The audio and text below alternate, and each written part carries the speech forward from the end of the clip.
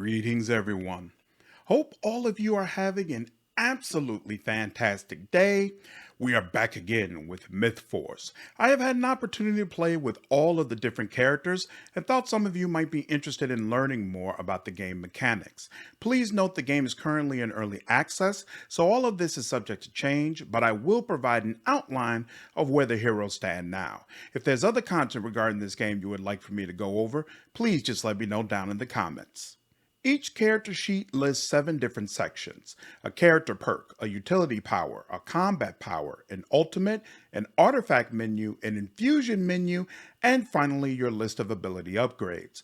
Artifacts are unlocked based upon reaching certain milestones with the characters.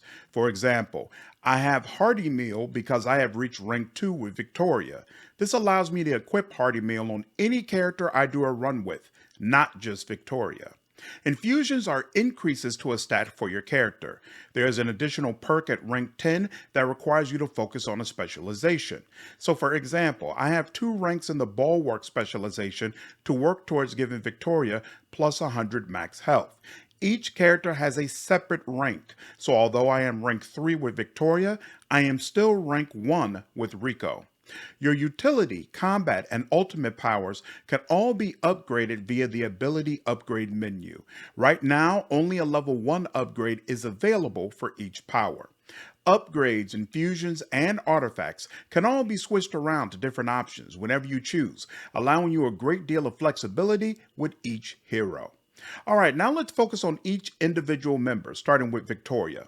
Victoria's character perk allows her to block attacks. While blocking, her movement speed penalty is reduced and blocking costs 30% stamina. A lot of the large, devastating enemies telegraph their attacks, so this skill makes her the tankiest member of the group, even if other heroes decide to equip shields. Her utility skill is Vanguard, which lets her charge into a group of enemies and release a sonic wave that knocks them down, bosses included. You can upgrade this to extend the range, which isn't that useful early in the game, but as you get to higher levels, there are more enemies, and being able to dash through all of them is nice. Her combat skill is Sling Shield, which will hit 1 enemy and then bounce to 2 more. You can upgrade it to knock down the first enemy it hits, which is definitely nice against sub-boss characters.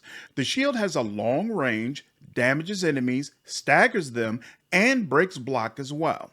Lion's Roar is her ultimate power. Upon activation, enemies within 20 meters in front of her are taunted. Her power attack and shield bash inflict knockdown, and her swings have increased knockback. Blocking costs no stamina. You can upgrade this to trigger an aura that increases allies' physical defense and stamina regeneration. A lot of times you can see bosses well before you reach them, so it's really powerful to let Victoria engage first, turn this on, pull aggro for the whole area, and then block damage while everybody else annihilates the competition. As far as her infusion specializations, she has Dauntless, which focuses on melee attack damage, Bulwark, which is pure tanking, and Paladin, which increases her mana and magic defense. I prefer Bulwark out of this list, since Victoria makes the entire team much better when she is tanking properly. Next is Maggie, the mage of the group. Her character perk regenerates mana by an additional 40% compared to other heroes. Snap lets her teleport to a place within 8 meters and then stagger enemies in her vicinity. This is useful to get her out of dangerous situations, and you can upgrade the teleportation distance. It's also nice to give Maggie higher ground and let her rain spells down on enemies. Familiar lays down a turret that fires upon enemies. It starts by firing arcane bolts, but can be upgraded to use fire and inflict burning upon enemies. It does solid damage and cannot be destroyed, so you can place it right in the middle of the action. Barrier creates a bubble that protects allies from magical and ranged attacks while slowing and slightly damaging enemies. Allies within the barrier also have improved attributes. An upgrade turns this into an ice barrier, dealing more damage over time and inflicting chill on enemies. This power significantly upgrades the survivability of the group, so it's something I usually save for massive fights as opposed to spamming it constantly. Her infusion specializations are Battle Mage, which focuses on giving her more melee versatility, Archmage, which gives her more magic damage, and Quick Mage, which significantly lowers her cooldowns. I personally prefer Quick Mage because the more times you are able to use Barrier, the better. The game gives Maggie a 3-star rating on difficulty, which is higher than the other party members. I disagree with this and don't believe she is particularly difficult to use. Lay down a turret when possible, barrier the group during big fights, snap out of danger, and you should be fine. In my opinion, Victoria is the hardest to use because the team overall will work much better when she is doing her job properly. Block big attacks, taunt large groups, protect party members, etc., etc. Victoria is the only hero who I feel like has real responsibilities, while the rest of them just roam and destroy. Next is Rico, and his character perk provides a 20% melee attack speed and stamina regeneration increase. Stamina is huge in this game and very easy to deplete, so the increase is a big deal. Pocket Sand allows him to blind enemies in a 120-degree cone that extends 7.5 meters in front of him. The blinded enemies are stunned, making them easy pickings. You can upgrade this ability to also make the enemies vulnerable to physical damage, which I highly recommend you do. I've seen as many as 4 enemies get shut down at one time due to this power.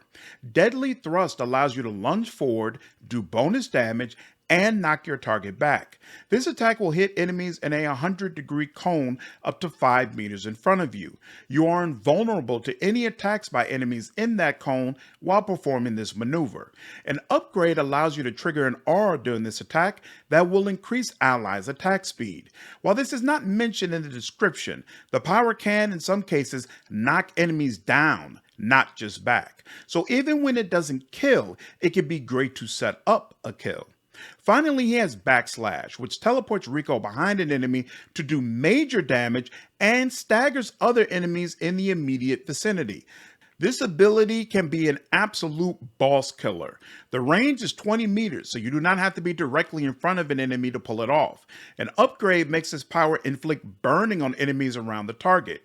Usually, you want to do this against a boss who will be surrounded by allies, so the upgrade is definitely worth it. For infusion specializations, Rico has Assassin, which focuses on him doing more damage, Duelist, which gives him more defense from physical attacks, and Musketeer, which allows him to do more damage at range.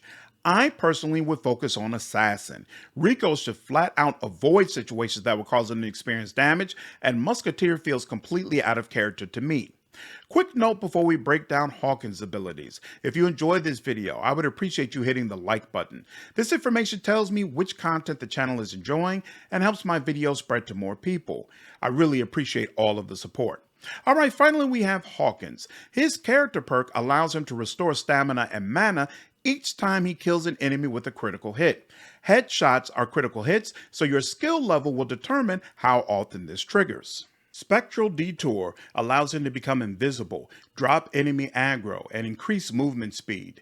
During this time, attacks will still damage him. Upgrading this will let Hawkins chill any enemy he touches. You'll probably be running for your life when using this, so I don't think the upgrade is really worth it.